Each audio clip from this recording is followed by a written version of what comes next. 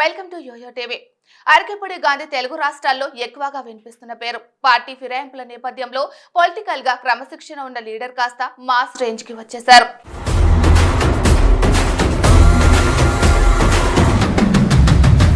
చదివింది ఇంటరే కానీ బిజినెస్ లో పిహెచ్డి చేశారు.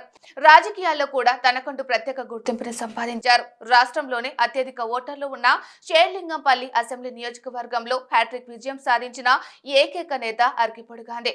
నమ్మిన వారి పట్ల ఎంతో నిజాయితీగా ఉండడం ఆయన నైజం. అలాంటి వ్యక్తి బీఆర్ఎస్ ను ఎందుకు వీడారు? కాంగ్రెస్ లో చేరికకు ఒత్తిళ్లే కారణమా? కౌశిక్ రెడ్డి అంశంలో ఎందుకు కాంగ్రెస్ లీడర్లు సపోర్ట్ చేయడం లేదు? గాంధీ బీఆర్ఎస్ ను వీడి తప్పు చేశారా? వంటి మరిన్ని ఆసక్తికరమైన విషయాలను అరకెపూడి గాంధీ రియల్ స్టోరీలో తెలుసుకుందాం.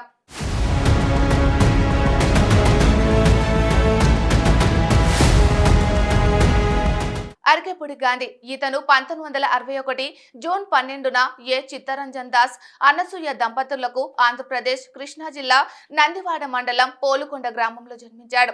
రుద్రపాకలోని పీవీసీ జిల్లా పరిషత్ పాఠశాలలో 1976లో 10వ తరగతి వరకు చదువుకున్నాడు. గాంధీ తండ్రికి రాజకీయాలంటే ఎంతో ఇష్టం. దీంతో ఆయన పోలుకొండ సర్పంచ్ కూడా అయ్యారు.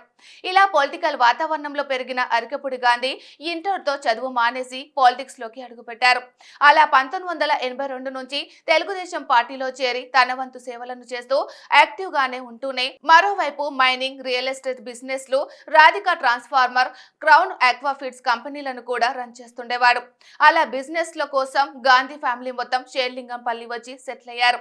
గాంధీకి శ్యామలాదేవితో వివాహం జరిగింది. వారికి 3 కుమార్తెలు పృథ్వీ, నందిత, ప్రణీత ఉన్నారు. తెలుగుదేశం ఆవిర్భావం నుంచి పరోక్షంగా టీడీపీకి తన సేవలను అందిస్తూ వచ్చిన గాంధీ ఆర్థికంగా బలపడిన తర్వాత ప్రత్యక్ష రాజకీయాల్లోకి అడుగుపెట్టారు. ఆయన షేర్లింగంపల్లి టీడీపీలో క్రియాశీలకంగా పనిచేశారు. ఆయన 2009లో జరిగిన అసెంబ్లీ ఎన్నికల్లో షేర్లింగంపల్లి నియోజకవర్గం తెలుగుదేశం పార్టీ టికెట్ ఆశించినా దక్కలేదు. తెలంగాణ రాష్ట్రం ఏర్పడిన 2014లో జరిగిన తెలంగాణ అసెంబ్లీ ఎన్నికల్లో షేర్లింగంపల్లి నియోజకవర్గం నుండి తెలుగుదేశం పార్టీ అభ్యర్థిగా పోటీ చేసి తన సమీప ప్రత్యర్థి కోమరగోని శంకర్ గౌడ్పై 76,257 ఓట్ల మెజారిటీతో గెలిచి తొలిసారి శాసనసభ్యుడిగా ఎన్నికయ్యాడు.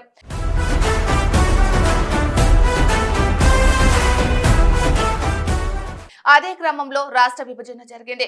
తెలంగాణలో టీడీపీ గ్రాఫ్ పూర్తిగా పడిపోయింది. దీంతో గాంధీ చేసేదేమీ లేక 2016 మార్చి 11న రాష్ట్రంలో అధికారంలో ఉన్న బీఆర్ఎస్ లో చేరాడు.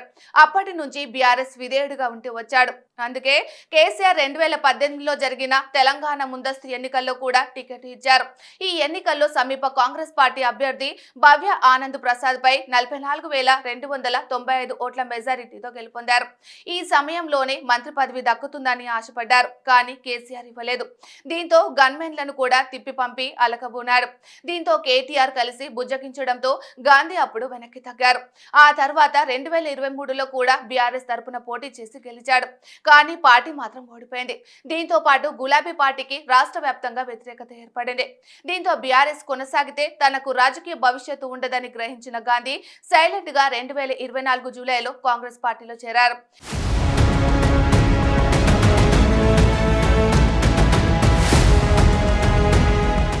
ఇదే క్రమంలో ఆయనకు కాంగ్రెస్ సర్కార్ పీఎస్సీ పదవిని కట్టబెట్టింది.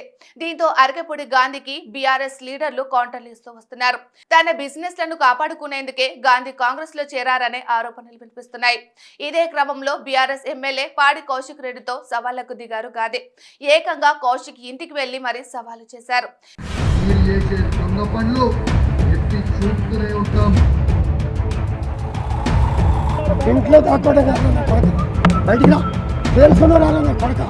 దీంతో ఇప్పటి వరకు క్రమశిక్షణ రాజకీయాలకు మారుగా గాంధీలోని మాస్ లీడర్ బయటికి వచ్చాడు.